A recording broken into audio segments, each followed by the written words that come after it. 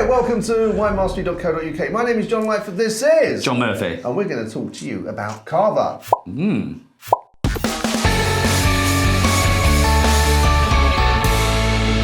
The Cava we're going to talk to you about is a Cava called MVSA. I'm assuming you just say MVSA rather than try and pronounce it, because that presumably will be MVSA. Yeah, I think you got it right the first time, yeah. So Cava is produced in Spain. It is produced, as I understand it, in much the same way as champagne, i.e. in the bottle, unlike its probably main competitor, which is Prosecco. Yep. And you can get some really expensive Cavas as well. I mean, Of course you can, yeah. But this one normally sells at £12, but I actually managed to get it for £9. You don't know how pleased he is about this.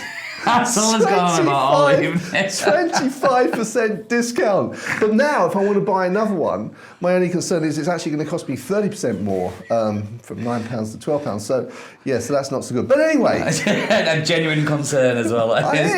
I'm going to hopefully enjoy this. So, shall we have a look at the colour? Let's go for it, John.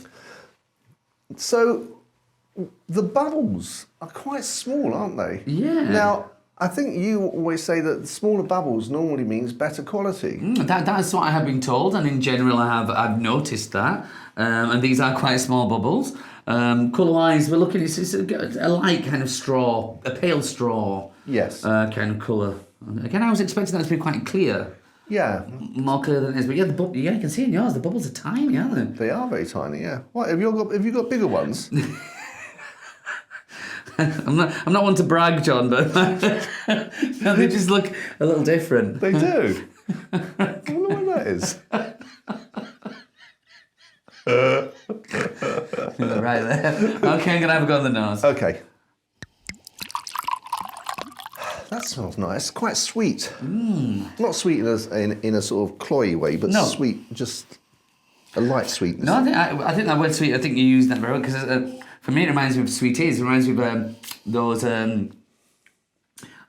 fruit salads. Those fruit salad sweeties. You used to get fruit salads and blackjacks together. I thought you were being personal there. No, not at all, John. Not after discussing how big your bubbles are. But no, but I'm not getting much more from there. But I'm not complaining because I like that. Yeah, no, it's very pleasant. Light, delicate, light. Yeah. There isn't anything to dislike about it. Not at all. So I'm gonna have a little taste this. So am I. Get it in the palate. Okay. It's very light, but wow, it really refreshes the palate, and it sort of washes around and leaves a really nice, clean, crisp feeling in the mouth afterwards. Yeah, I think what you've got there is the kind of flavour hits you, and then the acidity comes through, cleans the palate, but then leaves something behind, a kind of creaminess, kind of creamy flavour. Mm-hmm. But to begin with, I'm getting it's like a pie. I think because of what I said at the beginning with the that fruity smell, I think I'm getting like a kind of pineapple-y and peachy flavour. Yeah, I get the peachy now you've said that. And just before you said that, no, I'm not getting it because you said that, but I was thinking I was getting sort of sour apple. I think it's one that I think I've been put off by saying that fruit salad, because I think fruit salad was like a pineapple and raspberry or something sweet. So that's kind of dominated what I think of it. But the peach does creep in. Yeah. But once it's in your head, that's one of the difficult. I say difficult. It's one of the things when you're tasting wine, isn't it? And so I got that. Come on, the apple for me was right at the beginning, and then sort of the peach sort of floods in with a tad of pear. Yeah. It's nice. It's very nice. Oh yeah, well, it's gone down very quickly. It's very refreshing, isn't it? It's very, very refreshing. This is something you could definitely keep drinking through the evening. Yeah, I just sort of glanced down to see what alcohol content is. 11.5%.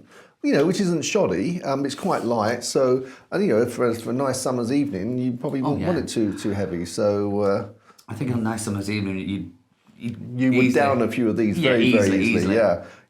But yeah, potentially dangerously to down in a few bottles if you're not careful. There's nothing wrong with that, John. Nothing wrong with that at all.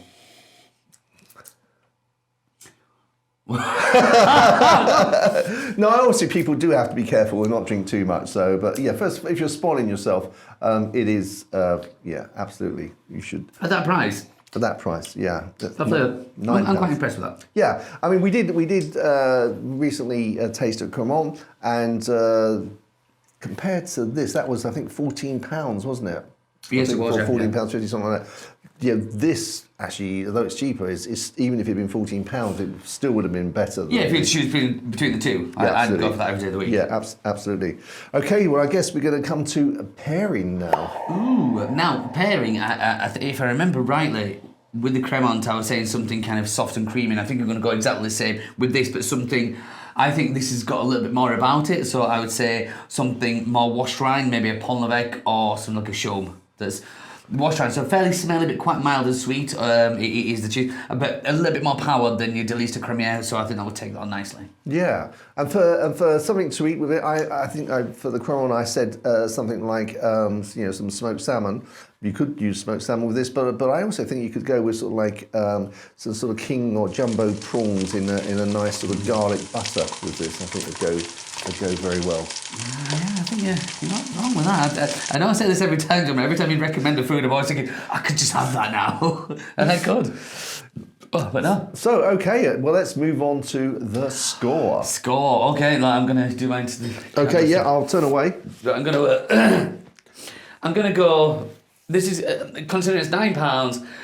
I'm gonna go for. There you go. Okay, you've done. I'm done.